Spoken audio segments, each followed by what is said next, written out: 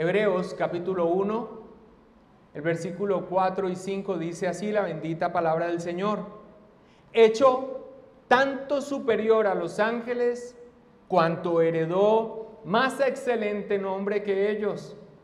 Porque ¿a cuál de los ángeles dijo Dios jamás: mi hijo eres tú? Yo te he engendrado hoy y otra vez yo seré a él padre y él me será a mí hijo.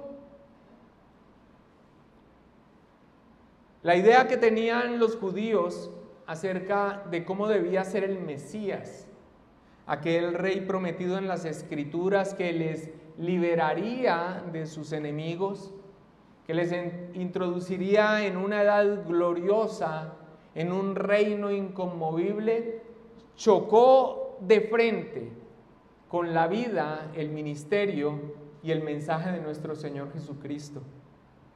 El anuncio de un reino, pero no de este mundo, una liberación, pero no del yugo opresor de un imperio humano, pero sobre todo el anuncio de que le era necesario al Hijo del Hombre padecer mucho y ser desechado por los ancianos, por los principales sacerdotes y por los escribas, y ser muerto y resucitar después de 3 días, hizo que aún muchos de los que le seguían volvieran atrás y ya no andaran con él, como nos cuenta el Evangelio de Marcos, capítulo 8, versículo 31. La vida y el mensaje de nuestro Señor Jesucristo colisionaron directamente con las ideas preconcebidas, los intereses personales y la dureza del corazón de los judíos, aún teniendo frente a sus ojos todas las señales indudables que apuntaban a Jesús como el Cristo, el Rey prometido. Prefirieron cerrar su corazón a pesar de la abundante e inobjetable evidencia. Pero fue la muerte de nuestro Señor Jesucristo, incluso el tipo de muerte que padeció, la piedra con la que tropezaron muchos judíos después ante la proclamación del Evangelio por parte de los apóstoles. Según la opinión judía, un crucificado era para siempre un hombre maldito por Dios, según la ley. Ni siquiera se podía mencionar a tal persona porque hería la sensibilidad religiosa judía. Por cierto, ponerle a un crucificado el título de Mesías era muestra de la más grande insensibilidad espiritual, comenta Simón Kistemaker. Aún para sus discípulos, como aquellos que iban tristes y discutiendo camino a Emaús, la muerte de aquel que les redimiría, que liberaría a Israel, les dejó atónitos y sin esperanza. Pero nosotros esperábamos que Él era el que había de redimir a Israel.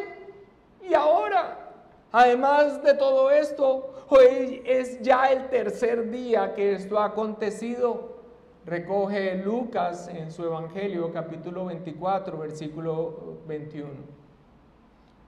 Un rey que no llenó sus expectativas, pero además muerto y por crucifixión como maldito por Dios según la ley, fue el tropiezo en el que cayeron los judíos, pero no como quien cae inocente por una trampa en el camino que no vio, sino por incredulidad, por dureza de corazón, por la negación de creer todo lo que Dios había anunciado en su palabra sobre aquel rey prometido que habría de venir.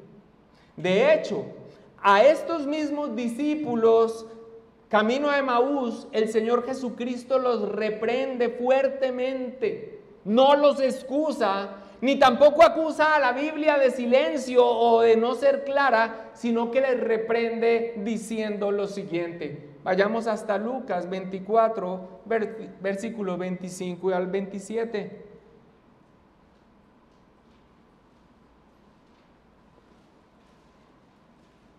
Lucas 24, versículo 25 al 27. Entonces él les dijo, presta atención, oh insensatos y tardos de corazón, ¿para qué? Para creer todo lo que los profetas han dicho. ¿No era necesario que el Cristo padeciera estas cosas y que entrara en su gloria? Y comenzando desde Moisés y siguiendo por todos los profetas, les declaraba en todas las escrituras lo que de él decían. La muerte del Mesías hace parte esencial del mensaje del evangelio del reino de Dios. El apóstol Pablo a los corintios les dice, pero nosotros predicamos a Cristo crucificado. Para los judíos, ciertamente, tropezadero, y para los gentiles, locura. Y más adelante les reitera, pues me propuse no saber entre vosotros cosa alguna, sino a Jesucristo y a este crucificado. Les escribe en su primera carta, en 1 Corintios 1, 23, la primera cita, y 2:2, la segunda cita. Pero por supuesto, un rey muerto no es el mensaje completo del evangelio del reino de Dios, sino uno que murió por nuestros pecados y que resucitó al tercer día para nuestra justificación y que entró en su gloria y ahora reina a la diestra de la majestad en las alturas hasta que sus enemigos sean puestos por estrado de sus pies. Hebreos capítulo 1, versículo 3. El cual, siendo el resplandor de su gloria y la imagen misma de su sustancia, y quien sustenta todas las cosas con la palabra de su poder, y está hablando del Hijo, habiendo efectuado la purificación de nuestros pecados por medio de sí mismo, se sentó a la diestra de la majestad en las alturas. A estos judíos supuestamente cristianos a los que dirige su carta, la carta a los hebreos, el autor inspirado les advierte que no es a un rey muerto al que le están dando la espalda al volverse al judaísmo, sino a aquel que es el cumplimiento de lo que anunciaron los profetas en la revelación pasada. Aquel por el que Dios ha hablado ahora plenamente para salvación, el Hijo, Dios mismo, quien se hizo hombre para morir por los pecados de los suyos y liberarlos de la condenación del pecado, sí, pero quien ahora reina a la diestra de la majestad en su resurrección gloriosa y ascensión a la diestra de Dios. Esta exaltación que encontramos en este texto del Hijo encarnado, sentado a la diestra de la majestad en las alturas, o sea, como un rey victorioso al vencer, al haber vencido a la muerte en su resurrección, es la afirmación desde donde parte el autor inspirado de Hebreos en esta extensa porción que introdujimos en el sermón anterior, donde muestra la superioridad del Hijo sobre los ángeles y a la que nos dedicaremos a partir de ahora. Y permítame, les recuerdo el punto, la razón de esta comparación a la que dedicamos enteramente el sermón anterior antes de adentrarnos en esta su exposición. La superioridad del Hijo sobre los ángeles, que trata de aquí en adelante, del versículo 4 en adelante hasta todo el capítulo 2, la superioridad del Hijo sobre los ángeles es dada en el contexto de la superioridad de la revelación en Jesucristo frente a la revelación pasada. El énfasis es la importancia en la comparación entre el Hijo y los ángeles, en la importancia en los mediadores del mensaje. Me explico. Si uno de los aspectos por lo que estos judíos que ahora estaban dando marcha atrás de la fe, era que tenían en altísima estima la revelación pasada, y uno de sus puntos era en su entrega por mediación de los ángeles, y la desobediencia a esa ley significaba un justo castigo. ¿Cómo será la retribución por descuidar el glorioso mensaje de salvación dado por medio de uno, y este es el punto, de uno infinitamente superior a los ángeles, el Hijo de Dios hecho hombre? ¿Cómo escaparemos nosotros si descuidamos una salvación tan grande, la cual, habiendo sido anunciada primeramente por el Señor? Aquí el autor de Hebreos entonces presenta a continuación un fuerte sustento escritural, cita abundantemente las escrituras del Antiguo Testamento, mostrando el testimonio de la superioridad de ese rey anunciado en ellas, aún sobre aquellas criaturas celestiales por las que ellos tenían tan alta estima, y en relación con la revelación dada al haber sido ellos los mediadores, los que entregaron por medio de ellos la entrega de la ley.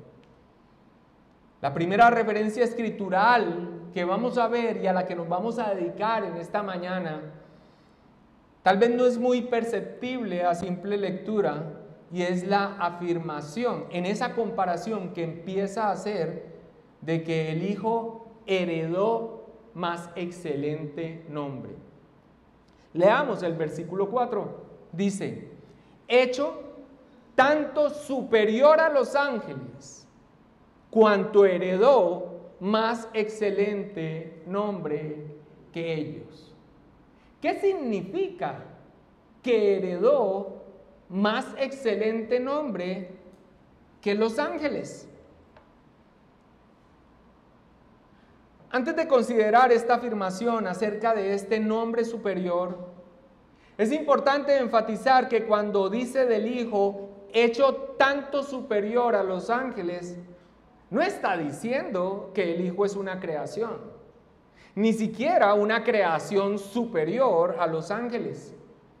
En el tercer sermón de la exposición de esta carta nos dedicamos a explicar desde las Escrituras que la afirmación de Jesucristo como el Hijo es una referencia a su deidad, que Él es Dios. Allí en ese sermón expusimos brevemente la doctrina de la engendración eterna. Pero es que además aquí, en estos primeros 2 versículos de la carta, se ha dicho de Jesucristo, del Hijo, que Él es por quien asimismo el Padre hizo el universo, que Él es el resplandor de su gloria, que es la imagen misma de su sustancia, y quien sustenta todas las cosas con la palabra de su poder. O sea, todas ellas afirmaciones de su deidad. Y a cada una de estas partes dedicamos todo el 4º sermón y todo el 5º sermón de esta serie. Así que, ser hecho tanto superior a los ángeles es en referencia, no a esto que ya hemos aclarado, sino en referencia a lo que sigue a continuación. Allí se explica en qué sentido. Por eso dice, hecho tanto superior a los ángeles, cuanto heredó, o por cuanto ha heredado más excelente nombre que ellos, como traduce la Biblia textual. ¿Qué es esto de heredar más excelente nombre que los ángeles? No se refiere a un nombre en el sentido que comúnmente nosotros lo usamos. la palabra con la que se designa a una persona para distinguirla de otra. Carlos, María, José, Arturo. Tampoco es el nombre en el sentido bíblico de la designación de una persona que describe algo esencial de ella, de su ser. De hecho, aquí está haciendo una comparación con el nombre de los ángeles. Y solo un par de ellos en toda la Biblia son referidos por nombre: Gabriel y Miguel. Así que tampoco. Que heredó más excelente nombre es en un sentido distinto de estos que acabo de mencionar. En la carta a los Filipenses tenemos un texto paralelo, pero no porque repita con las mismas palabras lo que nos dice aquí Hebreos, sino en la misma declaración esencial de nuestra fe cristiana con respecto al Hijo. Su encarnación, su obra, su exaltación y el nombre dado que encontramos al iniciar nuestra carta de Hebreos. Sin perder el texto de estudio, vayamos hasta Filipenses capítulo 2, el versículo 6 hasta el 11. Filipenses capítulo 2, versículo 6 hasta el 11, hablando del Hijo, dice: el cual, y quiero que noten, antes de leerlo, voy a volver a señalar esta declaración esencial de nuestra fe cristiana. Encarnación, su obra, exaltación y el nombre dado. Leámoslo. El cual, siendo en forma de Dios, no estimó el ser igual a Dios como cosa a que aferrarse, sino que se despojó a sí mismo, tomando forma de siervo, hecho semejante a los hombres, y estando en la condición de hombre, se humilló a sí mismo, haciéndose obediente hasta la muerte y muerte de cruz. Por lo cual Dios también le exaltó hasta lo sumo y le dio un nombre que es sobre todo nombre, para que en el nombre de Jesús se doble toda rodilla de los que están en los cielos y en la tierra y debajo de la tierra, y toda lengua confiese que Jesucristo es el Señor, para gloria de Dios Padre. Encarnación, obediencia, su obra, muerte, y en virtud de esto, como respuesta de Dios, exaltación en gloria, resurrección, ascensión y un nombre dado. Muchos, de una manera bastante superficial, se han quedado de toda esta riquísima expresión de la obra de Cristo y su exaltación con la expresión en el nombre de Jesús, reduciéndola al máximo del entendimiento de lo que aquí se dice y concluyendo que es el nombre Jesús en sí mismo el que tiene esa autoridad de la que aquí se habla. Algunos llevan esto aún más allá, a un misticismo que raya en lo profano, de pensar que la sola pronunciación de su nombre tiene un efecto que hace que resulta lo que se desea, o que tenga efecto en el mundo espiritual o en la vida natural como una conjuración mágica que hace que las cosas resulten. En esta área del mundo espiritual, en este malentendimiento reduccionista acerca de lo que aquí se está diciendo con respecto al nombre y pensando que es el nombre como tal, Jesús, la Biblia registra el resultado de unos que intentaron usar de esta manera el nombre de Jesús.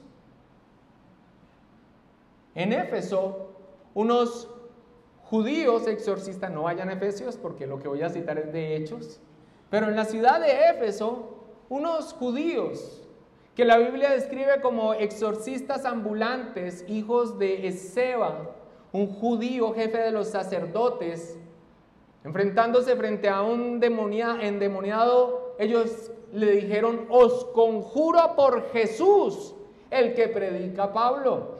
Y el resultado, tal vez ustedes ya lo hayan escuchado. La expresión de quienes tenían en dominio a este desventurado, esa entidad espiritual que le responde a Jesús: conozco, sé quién es Pablo. Y finalmente se abalanza este endemoniado sobre esos hombres, dejándolos malheridos y casi desnudos en vergüenza. Así que este entendimiento reduccionista, o pensar que es el nombre en sí mismo, o incluso utilizarlo de esta manera mística,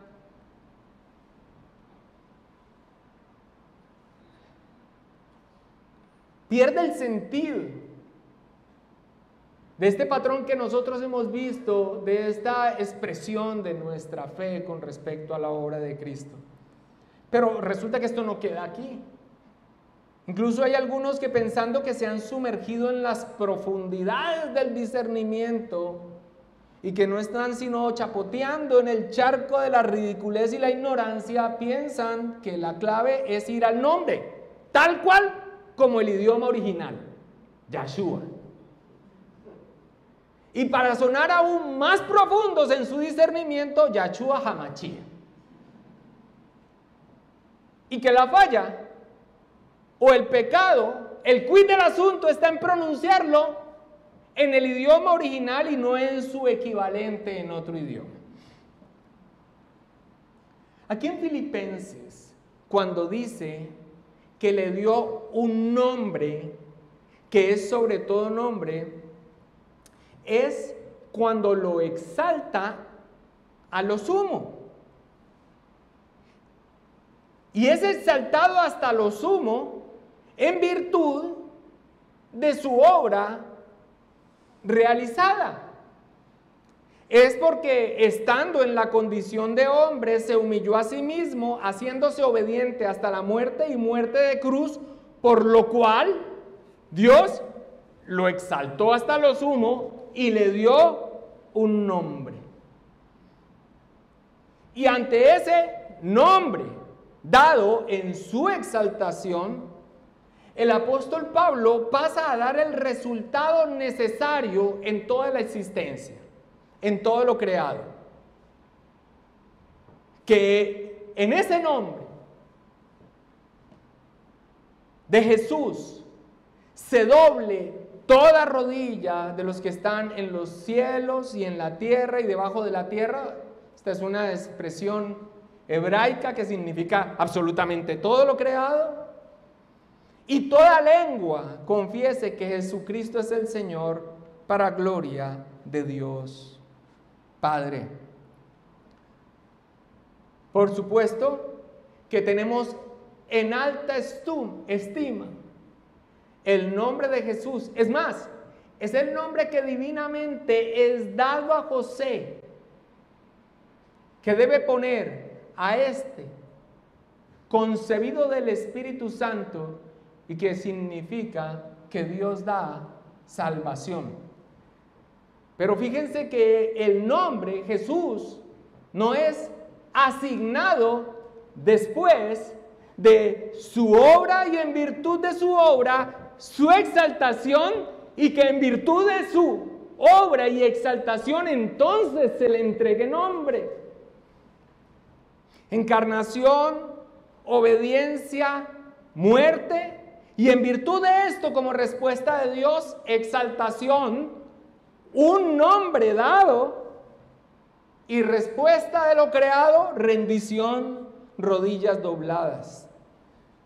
Tengamos esto presente, dejemos aquí Filipenses y volvamos a nuestro texto en Hebreos. Hebreos 1:4 dice: hecho tanto superior a los ángeles, cuanto heredó más excelente nombre que ellos. Algunos consideran entonces, como ya lo mencioné, que ese nombre se refiere o al nombre Jesús, o incluso otros piensan que se refieren al título Hijo, que es usado también aquí en estas primeras líneas de Hebreos. Pero en nuestro texto, el de Hebreos, el nombre Jesús apenas viene a ser nombrado en el capítulo 2, versículo 9, cuando habla de la necesidad de su encarnación, de su humanidad. Ahora, como lo mencioné recién, nos detuvimos en este texto, en nuestro texto de Hebreos. Aquí hay una referencia a las Escrituras que a simple lectura no percibimos. Cuando se menciona esto de que ha heredado ese más excelente nombre, se está citando las Escrituras, pero no de una manera tan directa, sino que nosotros podemos ver cuando vemos el contexto más amplio, en donde toda esta porción de nuestro texto, de la comparación con los ángeles, cita reiteradamente del Antiguo Testamento. Y específicamente aquí en esta expresión de que es heredado más excelente nombre,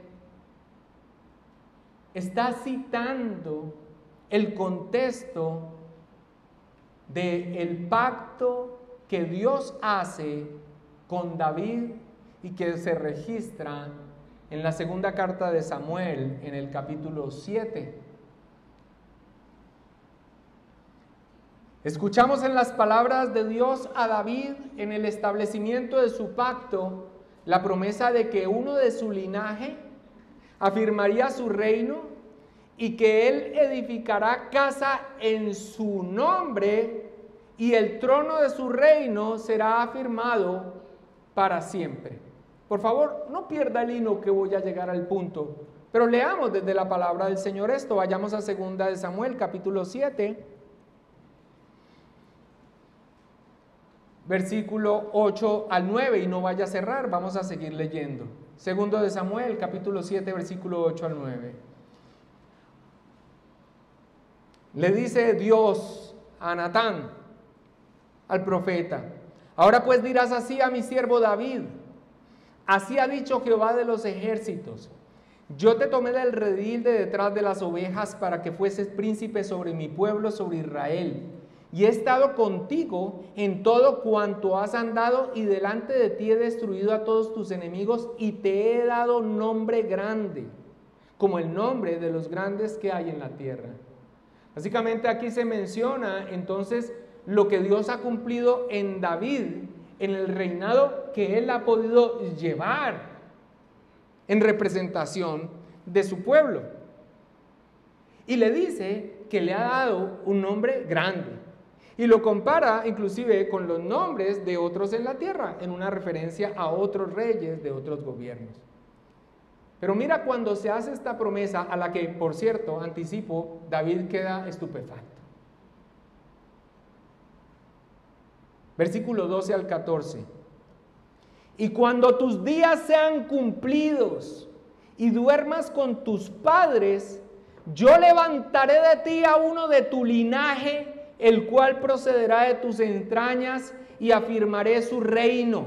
Él edificará casa a mi nombre, y yo afirmaré para siempre el trono de su reino. Yo le seré a él padre, y él me será a mí hijo. Si hiciere mal, yo le castigaré con vara de hombres y con azote de hijos de hombres. Ahora salta el versículo 16 y 17. Y será afirmada tu casa y tu reino para siempre delante de tu rostro, y tu trono será estable eternamente. Conforme a todas estas palabras y conforme a esta visión, así habló Natán a David.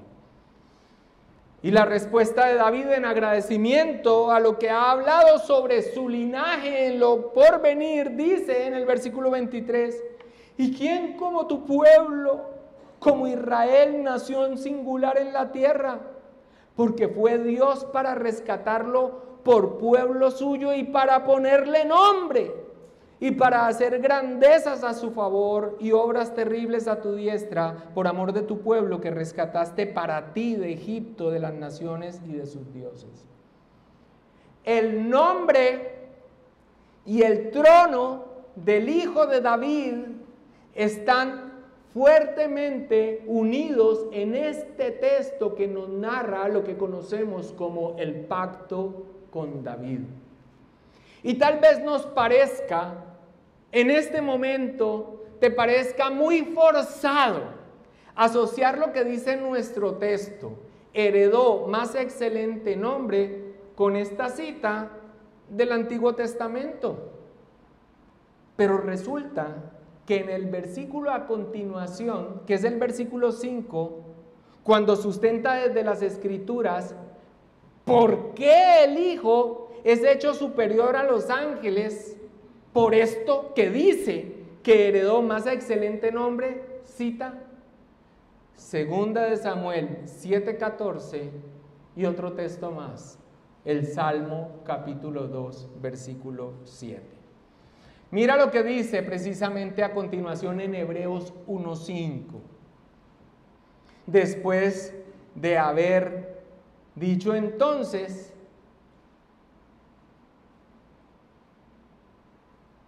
en comparación con los ángeles que ha heredado más excelente nombre, dice en el 5, porque ¿a cuál de los ángeles dijo Dios jamás, mi hijo eres tú, yo te he engendrado hoy? Ahí está citando el Salmo 2:7. Y cuando dice, y otra vez yo seré a él padre y él me será a mi hijo, ahí está citando el pacto con David en 2 de Samuel 7:13 al 14. Permítame, o si usted puede llegar rápidamente, léalo, pero no pierda el contexto, como esa mirada panorámica que a veces tenemos cuando nuestras Biblias están allí abiertas. En el Salmo 2:7, que es un salmo mesiánico, ya me voy a referir a él, dice, yo publicaré el decreto, Jehová me ha dicho, mi hijo eres tú, yo te engendré hoy. Esto es lo que está citando Hebreos 1:5. Y en 2 de Samuel 7:13 al 14, en esto que ya leímos en la relación del nombre fuertemente unido con el trono del hijo de David, dice, él edificará casa a mi nombre y yo afirmaré para siempre el trono de su reino. Yo le seré a él padre y él me será a mi hijo. Esta es la otra cita que da Hebreos 1:5. Ahora, permítanme explicarles esto. Frecuentemente, cuando un autor inspirado del Nuevo Testamento cita una expresión del Antiguo Testamento, está llevándonos a considerar no solo lo que cita, sino todo ese pasaje en su totalidad. El contexto donde se halla esa expresión que ha citado y cómo ello anunciaba a Cristo. Que el Hijo haya heredado más excelente nombre está relacionado con el cumplimiento de la promesa de un rey, del Mesías, del hijo de David que habría de venir, pero específicamente con la exaltación de ese rey mediante su resurrección. Repito, que el hijo haya heredado más excelente nombre en una comparación que está haciendo con los ángeles, citando los textos a los que ya me he referido y los que he sustentado, que no es hacerlos casar forzosamente, sino que el versículo 5 los cita directamente, nos muestra el contexto de estos textos, de lo que dicen o anunciaban el cumplimiento en Cristo. Que el Hijo haya heredado más excelente nombre está relacionado con el cumplimiento de la promesa de un rey, del Mesías, del hijo de David, aquel que verdaderamente construiría casa a su nombre y al que se le daría un trono estable e inconmovible por siempre, el Hijo de David que habría de venir, pero específicamente para que ese trono y ese Hijo de David, en él se cumpliera un reinado eterno. Específicamente estos textos lo relacionan con la exaltación de ese rey mediante su resurrección. El Salmo 2 es un salmo mesiánico que nos habla de la entronización del Mesías en medio de la oposición de las naciones, de sus enemigos. La parte que cita el autor de Hebreos específicamente nos habla de la declaración pública que da Dios de la autoridad de ese ungido, de ese Mesías, de ese rey. En el Salmo capítulo 2, versículos 6 al 8, que es lo que está allí citando el escritor de Hebreos, dice directamente el Salmo: pero yo he puesto mi rey sobre Sión, mi santo monte. Yo publicaré el decreto. Jehová me ha dicho: mi hijo eres tú, yo te engendré hoy. Pídeme y te daré por herencia las naciones y como posesión tuya los confines de la tierra. Y como ya lo mencionamos sermones atrás, los apóstoles y la iglesia entendieron desde el principio la promesa de estos textos cumplida en Jesucristo. ¿Cuándo? Cuando la exaltación de un rey en medio de sus enemigos, en su resurrección, exaltación en gloria, su introducción a la posición exaltada en un trono afirmado para siempre de un reino estable eternamente. En Hechos, capítulo 13, versículo 32 al 34, el apóstol Pablo, predicando a los judíos en la sinagoga de Antioquía de Pisidia, al referirse a la muerte del Señor en el madero, su sepulcro en la tumba, pero sobre todo su resurrección, les dice, citando también este Salmo 2 y también la promesa de a David, lo siguiente: Hechos 13, 32 al 34. Y nosotros también os anunciamos el evangelio de aquella promesa hecha a nuestros padres, la cual Dios ha cumplido a los hijos de ellos, a nosotros. ¿Cómo? Resucitando a Jesús, como está escrito también en el Salmo 2: mi hijo eres tú, yo te he engendrado hoy. Y en cuanto a que le levantó de los muertos para nunca más volver a corrupción, lo dijo así: os daré las misericordias fieles de David.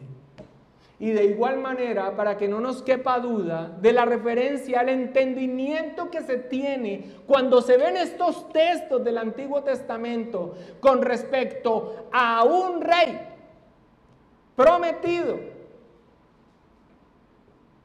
que en virtud de su obra es exaltado y se le entrega nombre, que hacia allá es hacia donde vamos.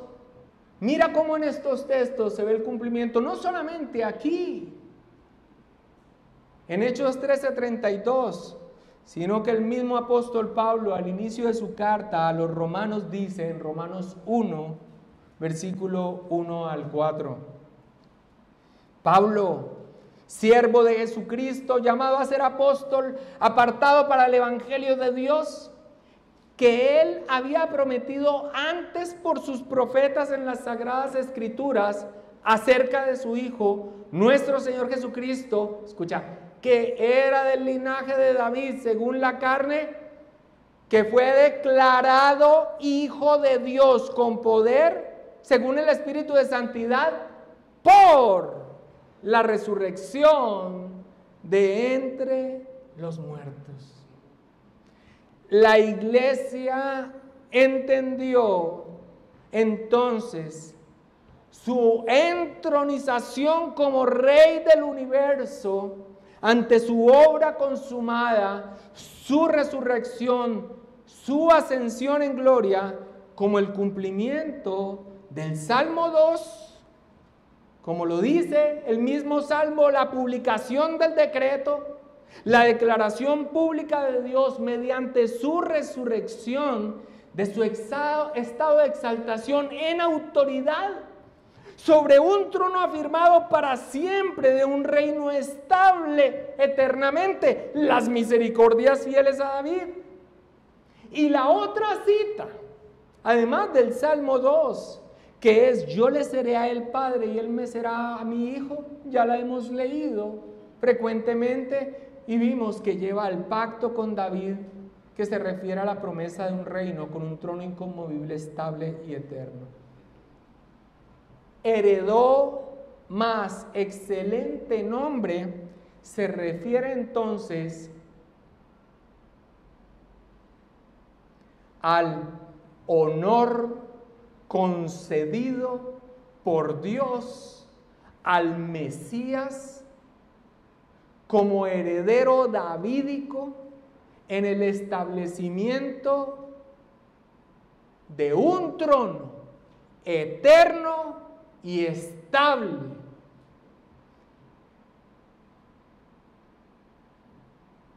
El honor del revestimiento de su dignidad real sobre todo el universo, que debe tener este resultado: toda rodilla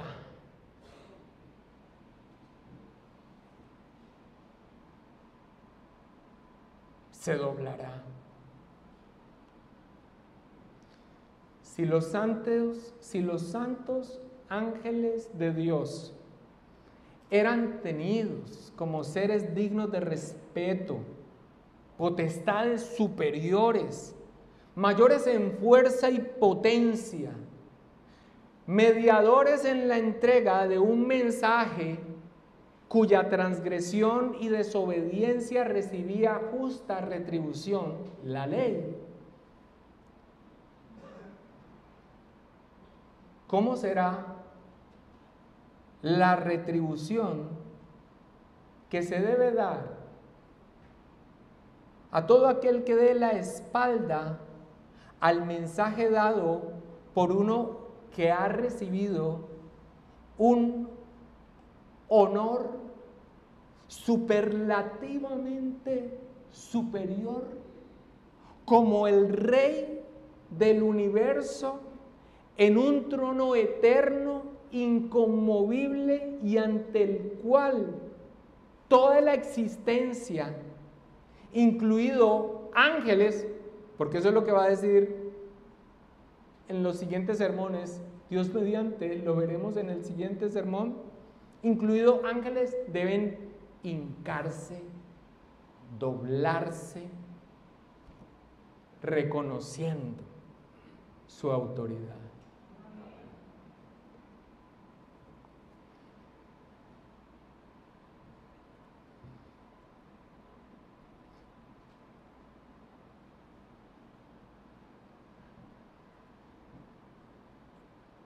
Traer a memoria una vez más desde las Escrituras el nombre,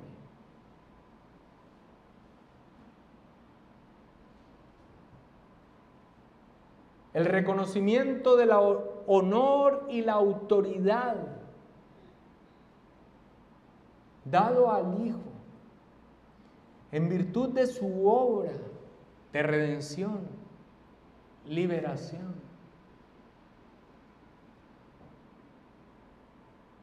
Mediante su exaltación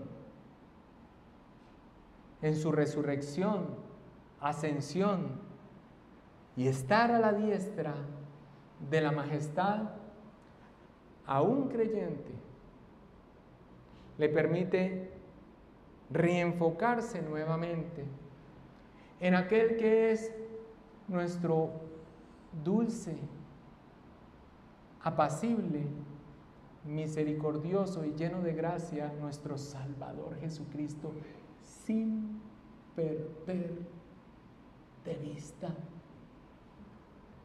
su majestad.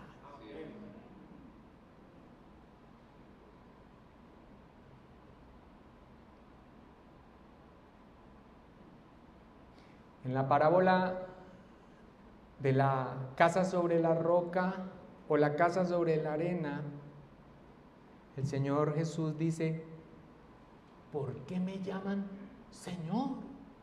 Señor, Kyrios, Kyrios, que en el entendimiento es una afirmación de su deidad y autoridad, y no hacéis lo que yo digo.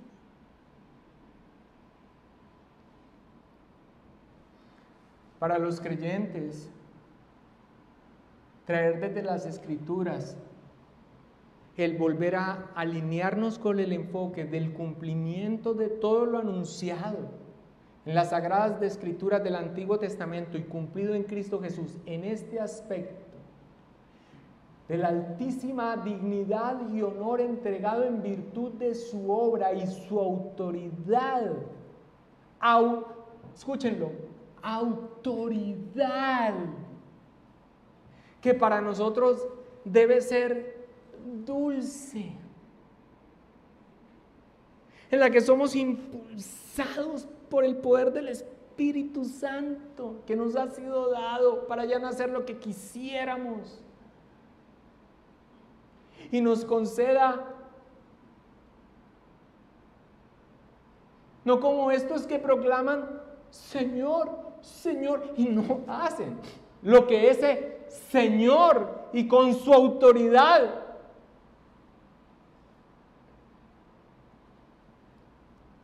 establece en su palabra, Él mismo, el carácter santo de quien Él es.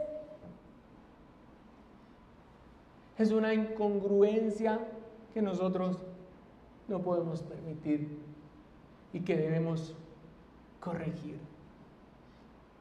Hay una crítica fuerte, algo que se le ha conocido como salvación por señorío, y es en la insistencia de decir que todo aquel que ha recibido al Señor como Salvador, no solamente le ha recibido como Salvador, sino como Señor.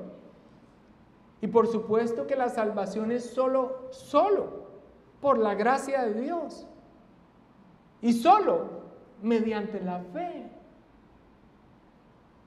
Pero es totalmente inaceptable que alguien afirme ser objeto de la gracia de Dios y vivir su vida como si este nombre no hubiese sido dado a él.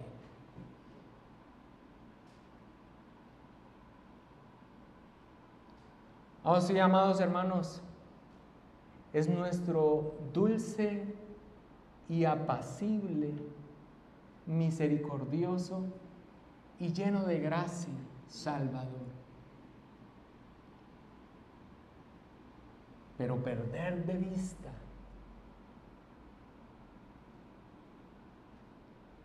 su estado de exaltación, el nombre dado a Él, la autoridad que Él tiene por parte de nosotros, su pueblo. Oh sí, oh mi rey,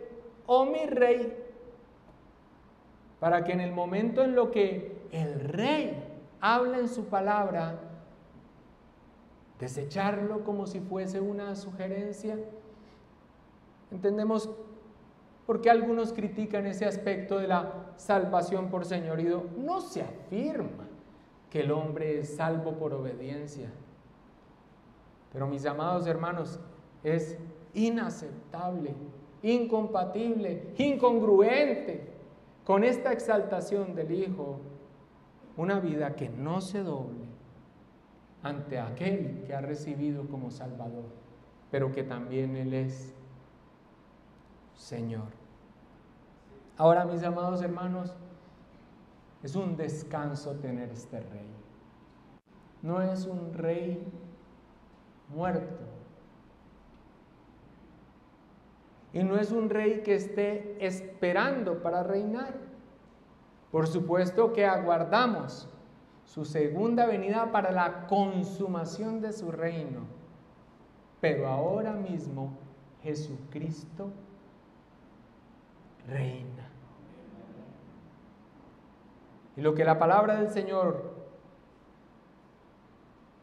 nos deja claro es que sus enemigos están siendo puestos como estrado, o sea, donde Él pone sus pies. Esta es una declaración victoriosa. Y saber que ese es mi Rey, aquel que venció al pecado, a la muerte, a Satanás, a los enemigos de nuestras almas y a las consecuencias, precisamente, de la desobediencia a la voluntad de Dios. Es algo, mis amados hermanos, de donde nosotros echamos mano.